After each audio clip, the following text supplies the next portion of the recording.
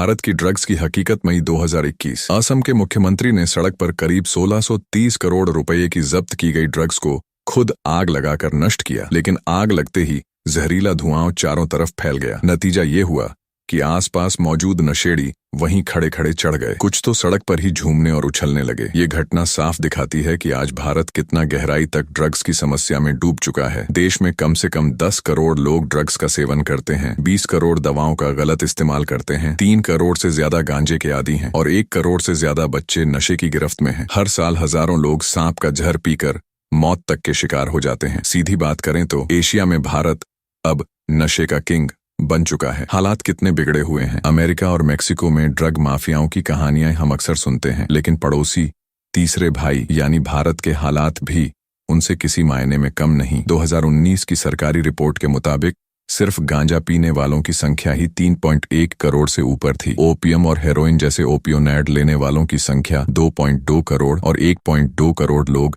Tranquilliser यानी नींद की दवाओं का दुरुपयोग कर रहे थे। ये तो सिर्फ शहरी और आसानी से गिने जाने वाले इलाकों का डेटा है। दूर दराज के गांव और पहाड़ी क्षेत्रों का असली आंकड़ा तो किसी के पास नहीं। संयुक्त राष्ट्र की रिपोर्ट के हिसाब से 2023 के अंत तक भारत की 140 करोड़ की आबादी में से करीब 18 करोड़ लोग ड्रग्स की लत में थे। मतलब हर 10 में से 1 भारतीय नशे का शिकार है और ये संख्या लगातार बढ़ रही है। भारत अब सचमुच नशेड़ियों का पैराडाइज बनता जा रहा है। लेकिन भारत में ये हालात क्यों? अमेरिका या मेक्सिको से अलग भारत में गांजे का एक लंबा ऐतिहासिक और धार्मिक कनेक्शन रहा है। संस्कृत ग्रंथों में गांजे का जिक्र मिलता है। ऋग्वेद में शिव का संबंध गांजे से बताया गया है। मान्यता है कि शिव ने गांजा पीकर ही दिव्यता प्राप्त की थी। भक्तों को भी भांग और गांजा को पवित्र मानने का आदेश दिया गया। अथर्ववेद जैसे प्राचीन ग्रंथों में तो गांजे को जीवन की औषधि कहा गया। वहीं सोमरस, जिसे देवताओं का पेय माना जाता था, उसके भी अवयव में गांजा और उससे बनी जड़ी बूटियां शामिल थीं। इसीलिए भारत में गांजा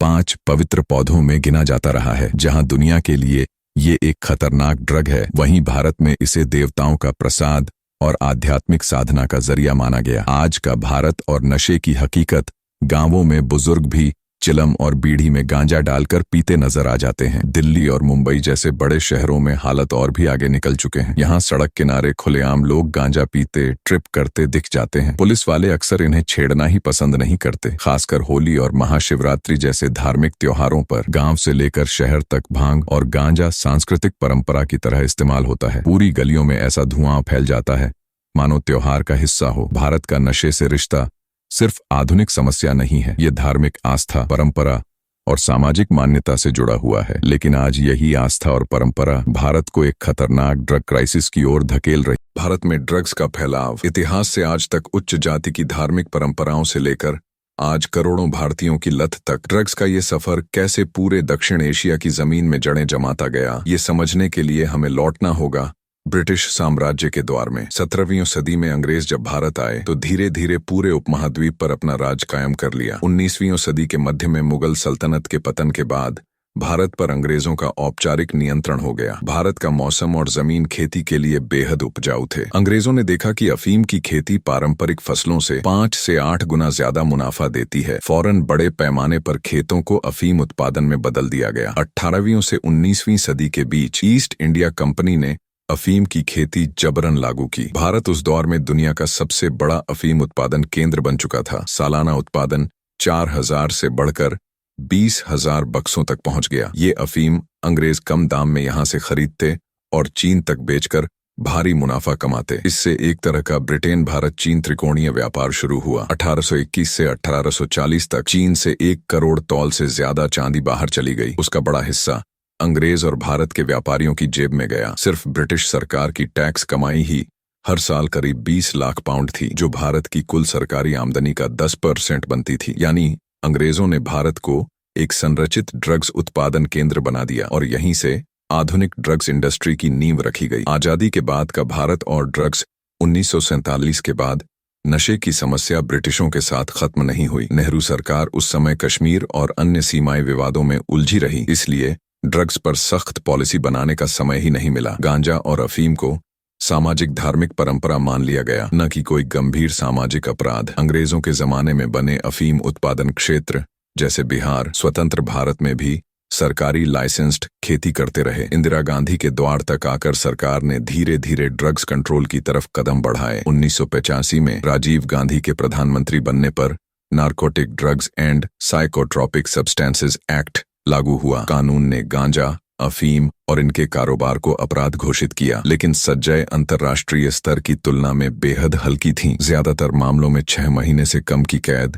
या 10,000 रुपए तक का जुर्माना होता था। कानून में मौत की सजा का प्रावधान था, लेकिन 1998 तक मुंबई हाई कोर्ट की रिपोर्ट बताती है कि वो शायद ही कभी लागू की गई। 21वीं सदी की नई समस्या 2000 के बाद नई सरकारों ने दवाइयों के लिए कानूनों में ढील दी। परिणाम ये हुआ कि ओपियोइड मेडिसिन की लत तेजी से बढ़ी। अब सिर्फ गांजा ही नहीं बल्कि अफीम आधारित दवाइयां भी भारत की ड्रग्स समस्या का हिस्सा बन गईं। असल में इस सिलसिले की जड़ें 1970 के पेटेंट कानून तक जाती हैं, जब भारत ने विदेशी फार्मा कंपनियों के पेटेंट हटा दिए। इससे भारत जेनरिक मेडिसिन का बड़ा निर्माता बना, लेकिन इसी छूट ने दवा आधारित नशे का दरवाजा भी खोल दिया। औपनिवेशिक लालच, सरकारी डील और सामाजिक मान्यता, इन सब ने मिलकर भारत को आज के ड्रग्स संकट की तरफ धकेला। भारत और ड्रग्स कानून से लेकर आज की हकीकत। 1970 में बने पेटेंट कानून के बाद भारत ने विदेशी फार्मा कंपनियों की दवाओं की कॉपी यानी जेनरिक दवाइयां बनाने की इजाजत दे दी। इससे दवाइयां बेहद सस्ती हो गईं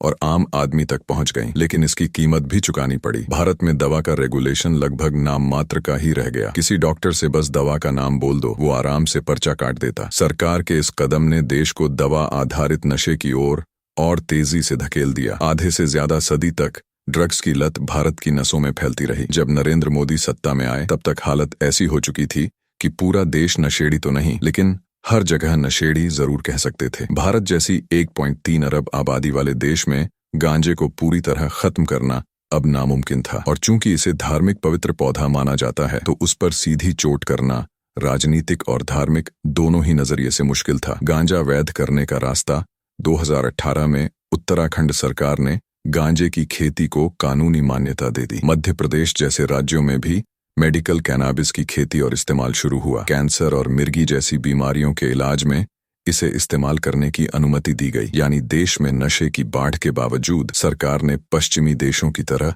गांजे को लीगल करने की राह पकड़ी। आधुनिक ह्यूमन शाओयान ड्रग्स चलाना, फिर भी सरकार ने ड्रग्स के खिलाफ कुछ कदम उठाए। मई 2021 में असम में 2 महीने की बड़ी कार्रवाई के बाद 1200 किलो गांजा और बड़ी मात्रा में हेरोइन व अफीम पकड़ी गई, जिसकी कीमत करीब 1630 करोड़ रुपए आंकी गई। असम के मुख्यमंत्री ने इन्हें सड़क पर ही आग लगाकर नष्ट किया। जैसे ही गांजा जलना शुरू हुआ, पूरा इलाका धुएं से भर गया, मानो किसी धार्मिक धूमधाम का माहौल हो। लेकिन ये धुआं नजदीकी गांवों तक फैल गया। कई गांव के लोग उसी वक्त झूमने लगे और कुछ तो वहीं हाई होकर गिर पड़े। हालात और बिगड़ते हुए मोदी सरकार की ढीली नीतियों की वजह से भारत में ड्रग्स का संकट खत्म होने के बजाय और फैल गया। 2022 में संयुक्त राष्ट्र की रिपोर्ट ने खुलासा किया कि लाओस, थाईलैंड और म्यांमार के क्रॉस बॉर्डर क्राइम नेटवर्क समुद्री रास्ते से भारी मात्रा में ड्रग्स तस्करी कर रहे हैं। ये ड्रग्स बांग्लादेश के रास्ते पूर्वोत्तर भारत में घुस रही हैं, जिससे देश में नशे का फैलाव और तेज हो गया। इसी बीच भारत में ड्रग्स का इस्तेमाल कम उम्र के बच्चों और स्कूली छात्रों तक पहुंचने लगा है। नतीजा ये कि भारत का ड्रग्स संकट अब सिर्फ सामाजिक या स्वास्थ्य समस्या नहीं, बल्कि सुरक्षा और अगली पीढ़ी का भविष्य तक खतरे में डाल रहा है। समुद्र मार्ग से बड़े पैमाने पर तस्करी कर म्यांमार से लगातार ड्रग्स बांग्लादेश के जरिए भारत के पूर्वोत्तर में घुस रही हैं, और इसका असर यहाँ की ड्रग सप्लाई को और तेज कर रहा है। इसी के साथ ही एक खतरनाक ट्रेंड दिख रहा है। ड्रग्स उम्र में नीचे आ रहे हैं। हमारे स्कूलों की जो नशारोधी पढ़ाई लिखाई है, वह अक्सर सिर्फ औपचारिकता बनकर रह जाती है। 2025 की एक रिपोर्ट के मुताबिक करीब 86% किशोरों को किसी भी तरह की व्यवस्थित नशारोधी शिक्षा नहीं मिली। स्कूल की किताबों में अभी भी गांजे का जिक्र धार्मिक पवित्रता की तरह किया जाता है। 2022 के अंत में जब पहली बार देश भर में दवा उपयोग के पैटर्न पर व्यापक सर्वे हुआ, तो सरकार ने चौंकाने वाले आंकड़े जारी किए। लगभग 1.68 करोड़ 15,8 मिलियन ऐसे बच्चे 10 से 17 साल पाए गए जो दवाओं के प्रति नशे की लत से पीड़ित थे। एक NGO सर्वे से पता चला कि जिन मरीजों का इलाज हुआ, उनमें से 63% ने 15 साल से भी कम उम्र में पहली बार नशीली चीजों से संपर्क किया था। मामले कितने डरावने हैं, इसका एक उदाहरण 10 अगस्त 2023 का है। कर्नाटक पुलिस ने बच्चों को बेचने के लिए बनाए गए ड्रग मिक्स्ड चॉकलेट का एक केस पकड़ा। तस्करों के पास ऐसे चॉकलेट थे जिनमें गांजा मिला हुआ था। जब्त मात्रा करीब 125 किलो थी। ये चॉकलेट बेहद सस्ते दामों पर बिक रहे थे, सिर्फ Rs 15 में एक यूनिट। देश के कई राज्यों में ड्रग्स के धंधेबाज सीधे स्कूलों के बाहर ठिकाने लगाते हैं। लक्षित ग्रुप छोटे बच्चे और स्कूली छात्र। वे नशीले पदार्थों को पवित्र घास या आध्यात्मिक साधन के रूप में पक्त करते हुए नए कस्टमर्स तैयार करते हैं। यहाँ जो नजारा बन रहा है वह किसी मैजिक रियलिटी जैसा है। पुरानी धार्मिक मान्यताओं से जुड़ा हुआ समाज और उसी के बीच फैलता हुआ आधुनिक ड्रग क्राइसिस। नतीजा साफ है, ड्रग्स की गहरी जड़ों को काटे बिना भारत लंबी देरी के साथ इस समस्या के साथ जूझता रहेगा। समाधान मिलने से पहले देश एक अरसे तक इस अंधेरे में ठोकर खाते हुए भटक सकता है। तो दोस्तों, ये वीडियो यहाँ पर ही खत्म होती है। तो फिर मिलते हैं किसी और एक नए वीडियो टॉपिक पर। और यदि आप ऐसी नॉलेजेबल वाली वीडियोस देखना चाहते हो तो हमें सब्सक्राइब करना ना भूलें। और हाँ, आप हमें कमेंट करके बताओ कि आप ये वीडियो कहाँ से